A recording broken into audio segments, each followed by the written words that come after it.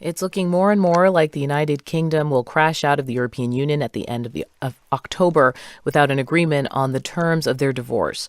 The prospect of a no-deal Brexit has people really worried in Northern Ireland, a British province, and also across the border in the Irish Republic, which is part of the EU. NPR's Joanna Kakissis reports that reimposing customs and border controls could ravage the lucrative dairy trade, and economic losses aren't the only fear. County Armagh in Northern Ireland is all farms and orchards. As you can hear, it rains a lot, so the hilly land is covered in thick, impossibly green grass. Perfect for Philip Toner's cows. Okay, we're walking into our main cow shed where all the milk cows are kept. We have about 250 in this barn. Toner's family has farmed here since the mid-1800s. My son is living in the original farmhouse on this property. He's the 6th generation in the house. He's going to be a father now, so that's going to be the 7th generation. And so there's a lot of history there. And I would hate to see that something as ludicrous as a no-deal Brexit could put a stop to what we do here. The Toners sell their milk to a processor that's partly owned by a company based in the Republic of Ireland. In fact, 35% of Northern Irish milk is sold to Ireland. Right now, an open border means it's easy to transport milk, to lift it, as Toner says. At the moment, up around the border area, a tanker could be lifting a farmer's milk, in the north. He then drives 300 metres to the next farm, who's in the south, along the same road. He then drives another half a mile or a mile to lift a third farmer's milk, who's possibly back in the north. If the UK exits the EU without a deal by the deadline of October 31st, this borderless farmland could be replaced with checkpoints for customs. Tariffs would make British milk expensive. EU rules would prevent mixing milk from the north and south. So Northern Ireland would be left with a glut of milk. Where do we go with over 2 million litres of milk per day that Northern Ireland simply couldn't process? It would have to be dumped, and farmers can't produce something just to dump it.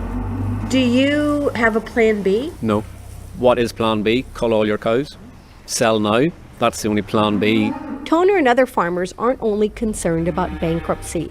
They also worry about a return to the violence that gripped Northern Ireland for decades, sectarian conflict between Catholics and Protestants as nationalists fought British rule. God forbid that ever happens again. In Northern Ireland, we don't need any more polarisation of the views that we already have. The 1998 Good Friday Agreement ended the conflict, called the Troubles, and the checkpoints.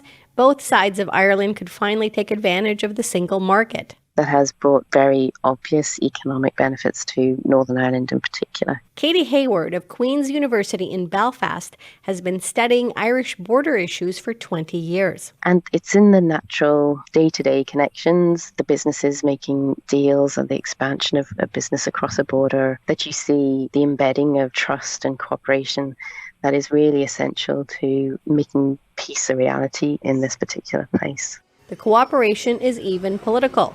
At a hotel lobby in Belfast, I meet Ian Marshall, a Northern Irish dairy farmer who's now a senator in Dublin, in Ireland's legislature. He tells me dairy cooperatives work on both sides of the border. So you've got all these products, butter, cheese, milk, yogurt. So you could have a product going to the south, coming back to the north for further processing, going back to the south, going on into Europe, and it's a fresh, perishable product, which is critically important. Disrupting this trade will also hurt the Republic of Ireland. One study says Brexit could cut Ireland's economic growth in half. In Dublin, I meet Michael Patton of Glanbia, an Irish dairy company that's gone global but still values that Northern Irish milk. Our concern is primarily for the dairy farmers in Northern Ireland. They've been an important part of our story, they've been an important part of our supply chain, and we owe it to them to do our best to try and get the situation sorted. Smells like milk?